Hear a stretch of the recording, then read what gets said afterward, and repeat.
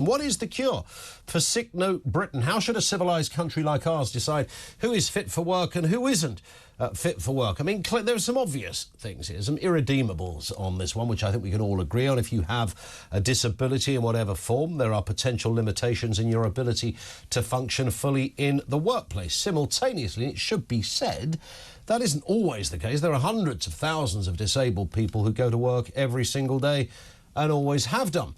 But there are 2.5 million people who don't. I struggle to believe that 2.5 million of your fellow Brits are incapable of putting in a few hours on a daily basis. But currently, that is the reality, and the government want to change that. One of the game changers in disability or incapacity claims are those that revolve around the issue of mental health rather than physical ones. I sense this is where the big problem is. Again, someone with debilitating diagnosis of depression is a very serious issue. There's nobody with a brain that's going to in any way dispute that. We get it.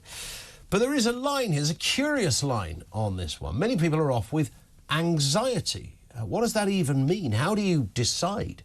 Is Sick Note Britain out of control in this respect? And it's worth underlining and highlighting and putting into bold font and illuminating the fact that I don't know anybody, from the most right-wing Tory to columnists anywhere, that want to stop sick or disabled people receiving benefits. I hear left-wing commentators employing the very same tabloid techniques that they attack, saying that the Tories hate disabled, they're picking on the disabled. This is about, look, if a government doesn't have a responsibility to look at how it spends welfare, then what on earth should it be doing? I mean, this is crucial.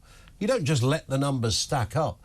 Every now and again, you revisit those numbers. So people with disability, according to this government idea, Mel Stride is the man in charge, could be given more support to work from home, as one example.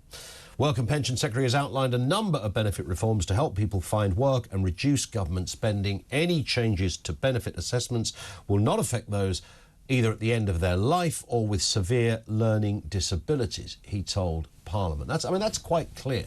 All they're saying here, and I don't really think they're going far enough, all they're saying is, look, you know, there are some people who probably could work if the circumstances were right. I think that's a rather kind, frankly, an enthusiastic thing to do, a positive thing from the government. There's no picking on disabled people here. They're just looking at these numbers saying, look, there's 1 million people here who probably could work, but they're languishing on a benefit because at the moment we haven't got the infrastructure or the system in place to allow them to work.